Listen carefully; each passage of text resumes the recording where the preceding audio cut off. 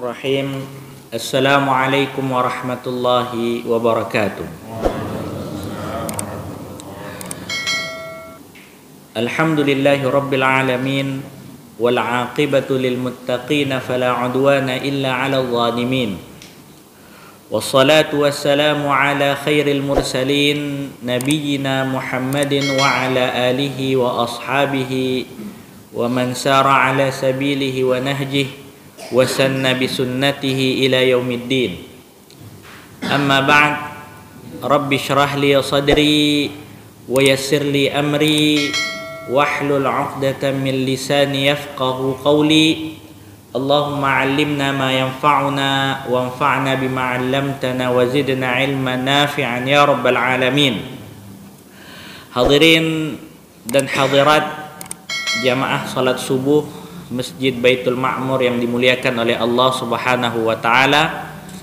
Segala puji bagi Allah yang pada kesempatan hari ini di subuh yang berbahagia ini Allah Subhanahu wa taala masih senantiasa mencurahkan kepada kita rahmat dan karunia-Nya.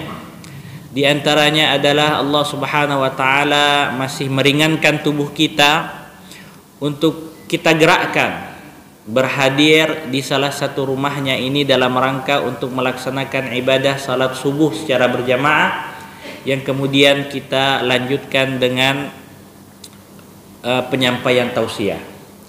Kemudian juga salawat dan salam kita perbanyak untuk kita ucapkan kepada qudwah hasanah kita, suri teladan kita, Nabi besar Muhammad sallallahu alaihi wasallam. Dikarenakan salawat yang kita ucapkan itu nantinya bisa memberikan kepada kita manfaat, yaitu salah satunya syafaat dari Nabi kita Muhammad sallallahu alaihi wasallam pada hari di mana pada hari tersebut tidak bisa memberikan kepada kita manfaat baik itu harta kita ataupun itu anak kita, tapi salah satu bantuan yang bisa kita dapatkan selain daripada amal saleh kita adalah bantuan daripada Rasul sallallahu alaihi wasallam yang dikenal dengan syafaat. Dan ini diucapkan ataupun disebutkan dalam hadis Rasul sallallahu alaihi wasallam, di mana nanti pada hari kiamat itu kita semua mencari bantuan agar kita mendapatkan keringanan dan kemudahan ketika kita menghadap pengadilan Allah Subhanahu wa taala. Kemudian kita pergi kepada Nabi Adam alaihissalam. Ketika sampai kepada Nabi Adam, di saat kita meminta bantuan kepadanya, Nabi Adam mengarahkan kita kepada Nabi Ibrahim. Ketika kita menghadap Nabi Ibrahim Khalilullah, kita meminta kepada beliau bantuan, Nabi Ibrahim mengarahkan kita untuk menemui Nabi Musa. Ketika kita pergi untuk menemui Nabi Musa dan kita meminta syafaatnya, Nabi Musa mengatakan, pergilah kalian kepada Isa. Ketika kita menemui Nabi Isa untuk meminta kepadanya syafaat, Nabi Isa mengarahkan kepada kita untuk menemui Nabi Muhammad sallallahu alaihi wasallam. Kemudian kita menghadap kepada Nabi kita Muhammad sallallahu alaihi wasallam dan Nabi Muhammad menghadap Allah Subhanahu wa taala. Kemudian beliau bersimpuh di hadapan Allah. Kemudian Allah mengatakan kepada Muhammad, ya Muhammad, irfa' ra'sak, sal tu'ta, ishfa' tushaffa. Wahai Muhammad, angkat kepalamu, mintalah pasti engkau akan diberi, dan berilah syafaat pasti engkau akan diizinkan untuk memberikan syafaat. Apa kata Rasul sallallahu alaihi wasallam? Ummati, umatnya, umatku. Kemudian Allah Subhanahu wa taala mengeluarkan umat Muhammad yang mereka sudah masuk ke dalam neraka. Kemudian setelah itu Nabi Muhammad bersimpuh kembali di hadapan Allah Subhanahu wa taala. Kemudian Allah mengatakan kembali, ya Muhammad, irfa' ra'sak, is'al, usal, tu'ta, ishfa' tushaffa. Masih mengatakan bahasa yang sama, mintalah pasti engkau akan diberi, mintalah syafaat pasti engkau akan diizinkan. Rasul kembali mengatakan ummati. Sampai akhirnya seluruh umat Muhammad walaupun dalam hatinya ada secuil iman, maka mereka akan dikeluarkan dari neraka Allah Subhanahu wa taala. Maka salah satu upaya untuk bisa meraih keutamaan ini adalah dengan memperbanyak salawat kepada Rasul sallallahu alaihi wasallam. Akan tetapi bukan maknanya jamaah yang dimuliakan oleh Allah ketika kita sudah memperbanyak salawat, ya, kita mencukupkan diri kita dengan salawat saja, tidak melakukan amal ibadah yang lain. Dan ini tidak boleh. Maka daripada itu jamaah yang dimuliakan oleh Allah, ya, hendaknya kita itu yang pertama sekali adalah menyadari posisi kita, kemudian menyadari tugas utama kita yang disebutkan oleh Allah Subhanahu wa taala, wa ma khalaqatul jinna wal insa illa liya'budun. Tidaklah aku ciptakan, kata Allah, jin dan manusia kecuali mereka itu ditugaskan untuk menyembahku ataupun beribadah kepadaku. Ini yang seharusnya kita sadari, ya, tugas utama kita, yaitu apa? Beribadah kepada Allah Subhanahu wa taala. Walaupun faktanya jamaah yang dimuliakan oleh Allah Subhanahu wa taala, kalau kita lihat kondisi kaum muslimin terutama di zaman ini, kita lebih mengejar sesuatu yang nisbi. Dalam artian apa? Kita lebih memprioritaskan yang ternyata itu bukan, ya, tugas utama kita. Apa yaitu? Mengejar dunia. Bahkan Rasul sallallahu alaihi wasallam pernah menyebutkan dalam hadisnya, ya, kalau saja dunia ini itu nilainya setara dengan, ya, sayap nyamuk, maka Allah Subhanahu wa taala tidak akan pernah mau memberi, ya, satu gelas air kepada orang yang tidak mau beriman ataupun kepada orang kafir. Kalau memang dunia ini, ya, masih setara dengan sayap nyamuk, ternyata tidak, lebih hina dari itu. Kayak kata Rasul, lau anna dunya tusawi janah. Enggak pun dibilang oleh Rasul dua sayap, tapi janah. Janah ini kalau kita pantau ataupun kita lihat dari sisi bahasa Arab, ini single ataupun mufrad, satu dia. Kalau dua sayap janahain, kalau banyak sayap ajnihah. Sebagaimana dalam hadis tentang menuntut ilmu, ya, innal malaikata la tad'u ajnihataha li talibil ilmi ridhan bima yasna. Sesungguhnya para malaikat akan senantiasa membentangkan sayap-sayapnya kepada para penuntut ilmu karena mereka senang, ridha dengan apa yang dilakukan oleh penuntut ilmu. Tapi dalam hadis ini Rasul menyebutkan janah, cuman sepotong sayap nyamuk. Itu pun tak setara dunia ini nilainya dengan sayap nyamuk tersebut. Kalau memang dia bernilai, ya, maka tidak akan diberikan kepada orang-orang kafir itu sedikit pun kenikmatan dunia ini. Tapi memang tidak ada nilainya. Cuma kita, ya, lebih memprioritaskan untuk mengejar kebahagiaan yang satu ini. Tapi apakah salah untuk kita misalkan mencari kebahagiaan dunia? Tidak salah. Yang salah adalah ketika memprioritaskan dunia di atas, ya, kepentingan akhirat kita ataupun tugas utama kita, yaitu beribadah kepada Allah Subhanahu wa taala. Ini yang salah. Karena Allah Subhanahu wa taala menyebutkan dalam Al-Qur'an, wala tansa nasibaka minad dunya. Jangan lupakan bagian, ya, bagian dunia kalian. Jadi silahkan untuk mencari dunia, ya. Kemudian kita pun tentunya ingin mewujudkan salah satu doa yang sering kita ucapkan, yang semua kita hafal. Apa itu doanya? Rabbana atina fid dunya hasanah. Kita ingin mewujudkan fid dunya hasanah. Di dunia kita itu baik. Ini yang paling indah. Di dunia bahagia, di akhirat bahagia. Ini yang paling indah. Tapi yang paling penting adalah kebahagiaan akhirat. Karena kenapa? Ini adalah kehidupan yang paling kekal. Walal akhiratu khairul laka minal ula. Kata Allah Subhanahu wa taala dalam surah Az-Zalzalah, ya, kehidupan akhirat itu lebih baik daripada kehidupan kita yang pertama ini, yaitu kehidupan dunia. Wal akhiratu khairun wa abqa, dalam ayat yang lain. Kehidupan akhirat itu lebih baik dan lebih kekal. Berarti maknanya apa? Kehidupan dunia ini tidak ada yang kekal. Mau sepanjang apapun kita upayakan supaya kita hidup sehat, pasti kita akan meninggalkan dunia ini. Nabiullah Nuh alaihi salam berdakwahnya saja 950 tahun, tapi tetap beliau meninggalkan dunia yang fana ini. Ashabul Kahfi tertidur dalam gua dalam rentang waktu yang begitu panjang, akan tetapi mereka juga meninggalkan dunia ini. Mau sehebat apapun, kalaupun kita punya jabatan, punya uang, dan kita carikan ilmuwan-ilmuwan yang mampu untuk memberikan kepada kita kesehatan dan usia yang panjang, maka akan tetap terjadi kepada kita firman Allah Subhanahu wa taala, kullu nafsin dha'iqatul maut. Pasti yang bernyawa itu akan merasakan yang namanya kematian. Mau sehebat apapun, ya, mau sehebat apapun, mau semodern apapun teknologi yang digunakan untuk memanjangkan usia kita, untuk mengharapkan kehidupan yang abadi, mustahil itu bisa kita wujudkan. Pasti kita akan berpisah.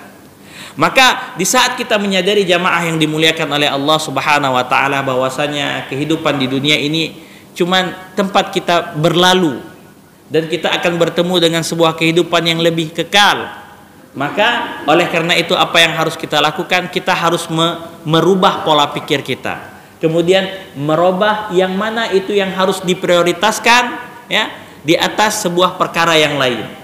Yaitu yang pertama, sebagaimana yang telah kami sampaikan di awal tadi, yaitu beribadah kepada Allah Subhanahu wa taala dalam rangka menjalankan tugas utama kita sebagai makhluk Allah Subhanahu wa taala. Ini yang harus kita lakukan. Maka oleh karena itu jamaah yang dimuliakan oleh Allah, kita harusnya berkaca kepada Nabi Muhammad sallallahu alaihi wasallam. Nabi Muhammad ini, ya, sedari kecilnya saja hatinya itu sudah dibersihkan oleh Allah.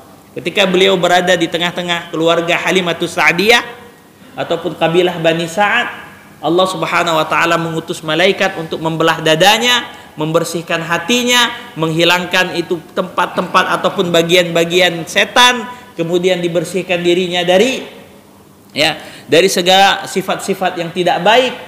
Kemudian Allah Subhanahu wa taala melindungi Rasul sallallahu alaihi wasallam dari dosa-dosa besar, ya. Tapi walaupun demikian, kalau kita lihat perjalanan hidupnya, malah Rasul sallallahu alaihi wasallam ibadahnya lebih banyak daripada kita. Maka dalam hadis Aisyah radhiyallahu taala anha, ya, disebutkan kana Rasul sallallahu alaihi wasallam, ya, tawarramat qadamahu. Maknanya apa? Pernah Rasul sallallahu alaihi wasallam salat sampai kakinya bengkak. Kemudian dikatakan kepada Rasulullah, "Ya Rasulullah, ghafarallahu laka ma taqaddama min dzambika wa ma ta'akhkhar." Kenapa harus berlelah-lelah ini? Salat berdiri, ya. Berarti kenapa sampai bengkak kakinya? Berdirinya terlalu lama. Kenapa bisa berdirinya terlalu lama? Ayat yang dibacanya terlalu panjang. Kemudian untuk apa berlelah-lelah ini di saat Allah Subhanahu wa taala telah mengampuni dosanya yang terdahulu dan yang akan datang? Jawaban Rasul hanya satu. Afala an akuna 'abdan syakura? Tidak bolehkah saya menjadi hambanya yang bersyukur? Ini adalah Rasul yang sudah dijamin Allah masuk surga, dan pintu surga tidak akan terbuka kecuali ketika Muhammad sallallahu alaihi wasallam mau memasukinya. Tapi walaupun demikian, tidak pernah kendor sedikit pun ibadahnya. Tidak pernah kendor. Mau kuantitasnya dalam artian banyaknya. Makanya kalau kita adu ibadah kita dengan ibadah Rasul, jauh. Sudah paling rajin salatnya, rajin puasanya, dan beliau mewajibkan pada dirinya untuk qiyamul lail. Salat tahajud itu wajib bagi Rasul. Mewajibkan dirinya. Ya. Kemudian paling suka bersedekah. Kalau ada orang yang datang ke rumahnya atau meminta, tidak pernah pulang dengan tangan kosong. Paling banyak ibadahnya, ini kuantitas. Dan juga paling baik ibadahnya, yaitu kualitas. Ya. Makanya Rasul sallallahu alaihi wasallam itu berbeda dengan kita. Dalam sebuah hadis Rasul sallallahu alaihi wasallam menyebutkan apa? Hubbiba ilayya minad dunya at-tibu wan nisa. Dari perkara dunia ini yang aku senangi, yang pertama adalah parfum, yang kedua adalah wanita, makanya beliau menikah. Ya, itu sunnahnya. Dan beliau senang dengan parfum, makanya memakai wangi-wangian. Ini bagian daripada sunnah Rasul Sallallahu Alaihi Wasallam. Ini wajar, manusiawi. Ada dari perkara dunia yang kita senangi, kita juga gitu. Mungkin bapak-bapak ada perkara dunia yang disenangi, misalkan koleksi jam, ada yang koleksi mobil, kalau ibu-ibu koleksi tas, koleksi sepatu, koleksi mukena, koleksi jilbab, ya. Cuman kata Rasul Sallallahu Alaihi Wasallam, tapi Rasul nggak seperti mungkin orang di zaman sekarang. Demi ambisinya untuk untuk memenuhi keinginannya itu, misalkan dia punya hobi mengumpulkan jam tangan yang harganya mahal, ia menghalalkan segala cara untuk meraih itu. Jabatannya dimanfaatkan untuk membeli barang-barang tersebut, dengan sengaja menzalimi orang lain hanya untuk bisa mengumpulkan harta yang banyak untuk bisa membeli jam-jam mahal tersebut. Rasul tidak. Ketika beliau memiliki parfum, beliau selalu gunakan. Ya. Ini terkontrol namanya. Punya ambisi itu wajar, manusiawi, tapi terkontrol. Tapi ada satu yang luar biasa sekali disebutkan dalam hadis yang sama, yang merupakan lanjutan dari apa yang telah kami sebutkan tadi. Kata Rasul sallallahu alaihi wasallam, "Hubbiba ilayya minad dunya at-tibu wan nisa wa ju'ilat qurratu 'ainin fi shalah." Tapi kata Rasul sallallahu alaihi wasallam, permata hatiku itu adalah salat. Kalau kita biasanya permata hati kita apa? Anak kita, cucu kita. Ini permata hati kita. Sudah lelah kita bekerja sepanjang hari, biasanya kalau lihat anak itu hilang rasa lelahnya kan. Padahal di kantor tadi bapak-bapak habis kena marah sama atasannya. Kemudian apalagi tuntutan kerjanya terlalu tinggi, bebannya besar, kadang menangis sendiri. Tapi pulang ke rumah melihat anak dan istrinya, dia menjadi apa? Menjadi kuat. Hilang rasa lelahnya. Sang ibu juga seperti itu. Sudah lelah seharian di rumah, ya, mengurusi rumah, mencuci, memasak dan lain sebagainya, menyiapkan segala keperluan anak. Tapi di saat melihat anaknya dalam kondisi baik, sehat, sekolahnya lancar, senang hatinya. Ini maknanya apa? Anak kita itu permata hati kita. Tapi Rasul Sallallahu Alaihi Wasallam permata hatinya apa? As-salah. Mendapatkan ya kenikmatan yang luar biasa. Jadi kita bayanginnya gini, gimana kondisinya kita ketika saat lelah kita melihat anak kita, melihat cucu kita, bagaimana senangnya kita, bagaimana hilangnya segala beban pikiran. Seperti itu Rasul ketika masuk ke dalam salat.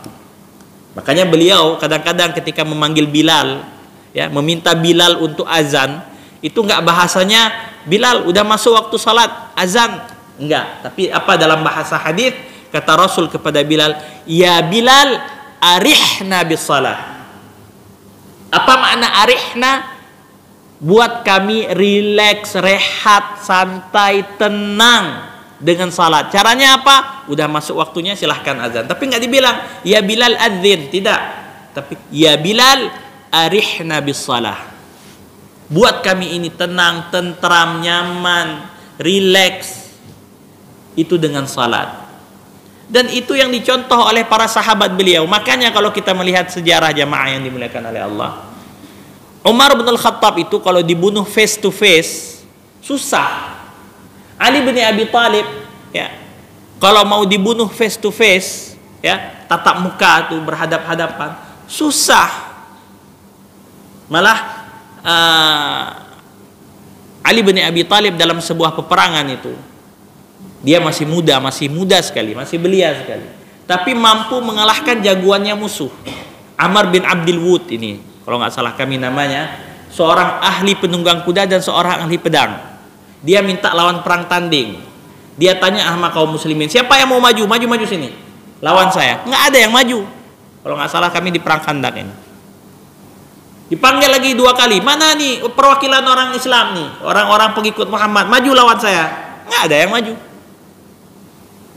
Kemudian Ali menawarkan dirinya, ya Rasulullah biar saya aja yang hadapi. Kata Rasul, innahu Amr bin Abdul Wud.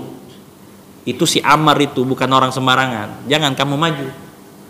Tapi dia terus menghina. Nggak ada yang berani di sini. Nggak ada laki-laki di kalangan orang Islam. Kok nggak ada yang berani menghadap saya? Ali minta izin lagi. Nggak dikasih sama Rasul. Karena Rasul tahu ini Ammar. Sampai 3 kali Ali bin Abi Thalib ini minta izin kepada Rasul, baru yang ketiganya Rasul mengizinkan. Dan mendoakan Ali bin Abi Thalib. Dan Ali yang masih muda ketika itu berhasil membunuh ini si Ammar, jagoannya orang Quraisy ketika itu. Makanya Ali ini memang jago perang. Kalau dilawan ataupun dibunuh face to face nggak bisa. Akhirnya kedua sahabat yang mulia ini dalam kondisi apa mereka dibunuh? Dalam kondisi salat. Umar bin Al-Khattab dibunuh ketika mengimami salat subuh. Datang itu Fairuz, ya, Fairuz Abu Lu'lu Al-Majusi itu. Dia sudah siapkan pedangnya, pedang bermata dua, dan setelah tajam ditaburi lagi dengan racun. Masuk dia nerobos, ditusuk 13 kali. Umar bin Khattab tidak ada dapat riwayat perlawanan dari Umar, enggak ada. Kenapa enggak melawan? Lagi menikmati salatnya. Kita semut lewat, gabuknya luar biasa. Ya. Suara hujan, petir sedikit, goyang konsentrasinya. Malah baru masuk Allahu Akbar takbiratul ihram, di saat dimana itu adalah posisi kita sedang menghadap Rabb kita, di situ kita teringat hal-hal yang lain. Kunci tadi lupa, oh di sini tempatnya, baru ingat. Dompet tadi nggak teringat, oh di sini dia lokasinya. Jadi yang teringatnya yang di luar salat ini. Tapi para sahabat ridwanullah alaihim jami'an, itu senantiasa mereka benar-benar, ya, ketika beribadah ini maknanya apa? Ibadahnya berkualitas. Adapun kuantitasnya, jumlahnya juga luar biasa. Maka daripada itu jamaah yang dimuliakan oleh Allah, mungkin ya kita tidak bisa mendekati ibadahnya ataupun tidak bisa seperti ibadahnya Rasul. Tapi kita ada upaya untuk mendekatkan, ya, kuantitas dan kualitas ibadah kita itu dengan ibadahnya Rasul dan para sahabat. Caranya adalah yang seperti yang kita telah sampaikan tadi, menyadari dulu ini apa tugas utama kita. Ya, apakah kita betul-betul ditugaskan untuk mencari harta sebanyak-banyaknya, ataupun mencari jabatan setinggi-tingginya, ataupun mencari popularitas sebanyak-banyaknya, ataupun seluas-luasnya? Apakah itu tujuan kita? Karena biasanya 3 ini yang paling mengganggu manusia. 3 hal ini yang paling membuat manusia itu tergoda dan lalai dari tugas utamanya.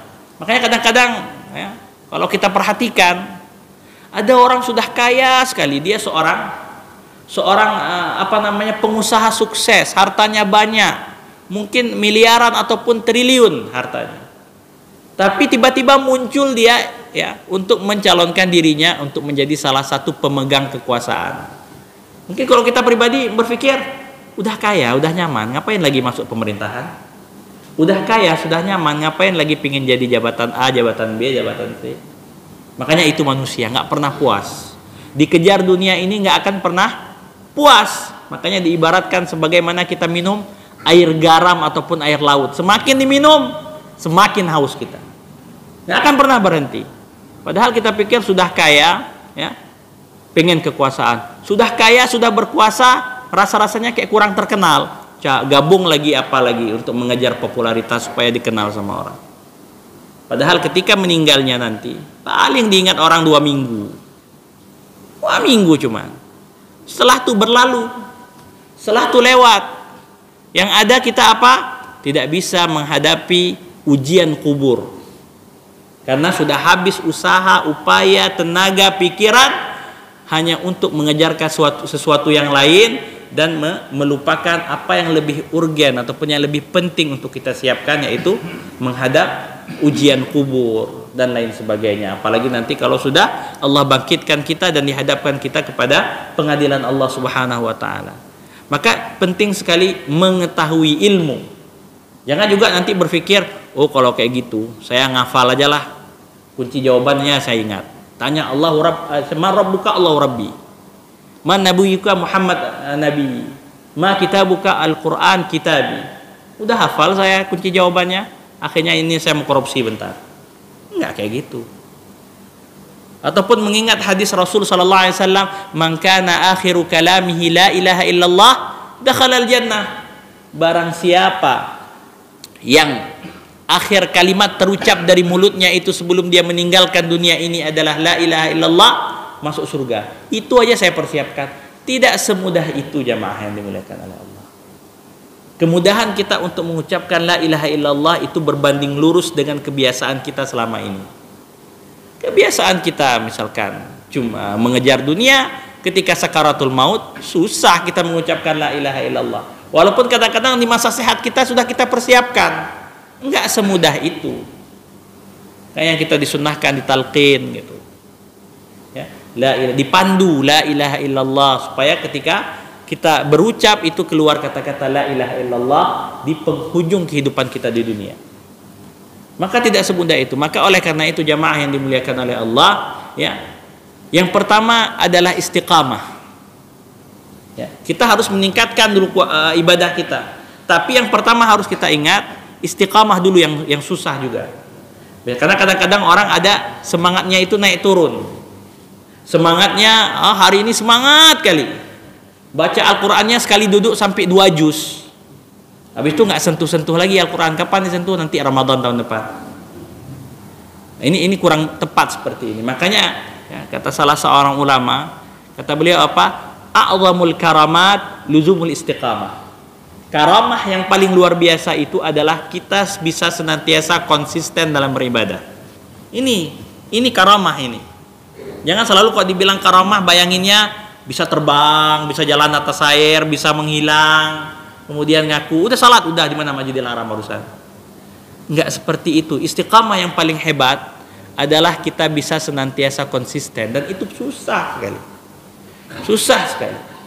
Kalau ada yang bisa dari jamaah sekalian mungkin salat tepat waktu di masjid ini selama lebih dari 12 tahun atau 20 tahun, ini Masya Allah kita anggap ini istiqamah. Tapi hati-hati juga, jangan nanti merasa wah hebat ali saya berarti ya.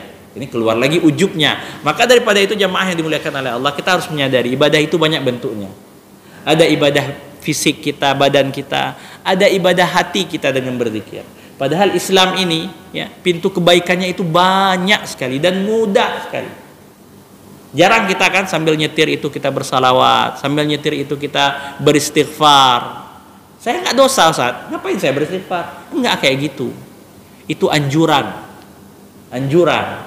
Makanya pun kadang-kadang kalau kita mau merenung, berpikir kita, kenapa habis sholat saya nggak ucapkan langsung Alhamdulillah, kan baru ibadah saya. Tapi yang pertama kita ucapkan apa? Astaghfirullah. Seperti itu tuntunannya Rasul Sallallahu Alaihi Wasallam. Padahal yang baru kita kerjakan barusan apa? Salat. Bukan kita lagi maksiat, enggak. Maka zikir ini merupakan ibadah hati. Mungkin bagian juga dari ibadah fisik kita dengan lisan kita. Kita basahi lisan kita dengan berzikir kepada Allah, dan zikirnya terserah. Mau zikirnya la ilaha illallah atau Allahu akbar atau subhanallah wa bihamdi subhanallahil azim ataupun astaghfirullah wa atubu ilaik dan lain sebagainya, silahkan. Tapi jarang dari kita. Biasanya kalau udah nyetir ya musik duluan yang dinyalakan.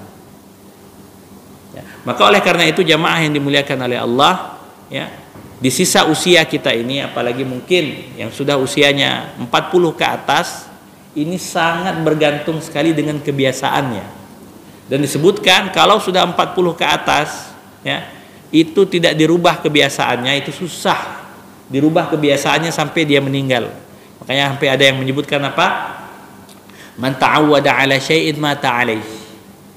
Siapa yang dia itu membiasakan sesuatu, maka ia akan meninggal dalam kondisi tersebut. Membiasakan ia baca Quran, bisa saja nanti ketika Allah panggil dirinya, ya, itu dalam keadaan membaca Al-Quran. Kalau biasanya kebiasaannya nongkrong dari malam sampai pagi ngomongin orang, bisa aja pada suatu hari pas lagi nongkrong di situ Allah jemput. Maka oleh karena itu jamaah yang dimuliakan oleh Allah, ya, sudah selayaknya bagi kita, karena kita tidak pernah tahu ini tempat kita di neraka apa di surga, kan nggak tahu kita. Maka oleh karena itu kita harus meningkatkan selalu ibadah kita. Karena kalau terus kita tunda dan tidak mau, ya, maka jangan nanti kita mencela kecuali diri kita sendiri. Maka Allah akan buat, misalkan kebiasaan kita adalah mengejar dunia, maka kita akan dihukum oleh Allah Subhanahu wa taala selalu dalam kondisi mengejar dunia, sehingga kita melupakan apa yang menjadi tugas utama dan menjadi tujuan utama kita. Akan dibuat oleh Allah itu kita lupa. Terus seperti itu. Ya. Maka oleh karena itu, salah satu upayanya yang pertama adalah dengan ilmu. Kemudian yang kedua adalah dengan senantiasa memilih komunitas yang baik, yang sehat. Ya, mencari teman-teman yang senantiasa mengingatkan kita kepada Allah Subhanahu wa taala. Duduk bersama orang-orang yang saleh dan salihah. Ya, jangan duduk sama orang yang sebaliknya. Jangan sering duduk sama orang yang sering ngomongin orang lain. Terbawa kita, terwarnai kita.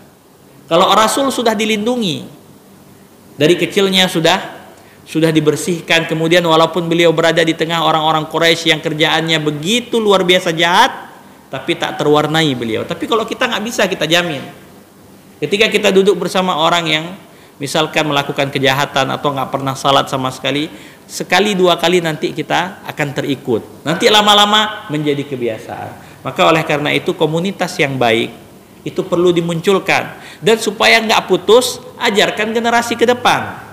Ajak mereka salat ke masjid. Ya, kadang-kadang untuk sebagian jamaah menjadi permasalahan anak-anak ikut ke masjid. Kenapa? Ribut, nanti berantem, lari. Maka di sini kita semua berperan. Ya, sang ayah, sang orang tua, atau sang kakek, sang nenek sering mengingatkan anaknya atau cucunya untuk senantiasa menjaga adab di masjid. Oh, sekali dia ribut tidak apa-apa, bawa terus. Ketika kita larang, nanti jangan kita kecewa atau sedih di saat ada masa kita dapati ternyata masjid ini nggak ada lagi jamaahnya. Kenapa? Anak-anak itu yang akan jadi besar. Ketika tak terbiasa dia hadir di masjid ini, ya, dan dia mungkin menganggap masjid itu negatif. Bagaimana negatif? Setiap saya pergi kena marah saya, cubit saya. Negatif dalam kepalanya. Akhirnya apa? Nggak mau dia nyentuh masjid tuh. Jangankan nyentuh, lihat pun nggak mau dia. Nanti udah 15-20 tahun ke depan kosong nih, tinggal imam sama muadzin doang. Sedih. Maka oleh karena itu, ya, pendidikan juga sangat penting, ya, untuk memunculkan kondisi yang baik dalam lingkungan yang paling dekat dengan kita, yaitu lingkungan keluarga. Maka oleh karena itu, jamaah yang dimuliakan oleh Allah, ya, saling kita mengingatkan, saling kita mengajak, saling kita menasehati, ya, agar senantiasa kita teringat akan tujuan dan tugas utama kita selaku hamba Allah Subhanahu wa taala di atas permukaan bumi ini. Demikian yang dapat kami sampaikan. Mudah-mudahan bisa memberikan pencerahan terkhusus untuk kami pribadi dan jamaah hadirin dan hadirat yang dimuliakan oleh Allah Subhanahu wa taala. Subhanakallahumma wa bihamdik wa asyhadu an la ilaha illa anta wa astaghfiruka wa atubu ilaik. Wa sallallahu ala Rasulillah. Wassalamu alaikum warahmatullahi wabarakatuh.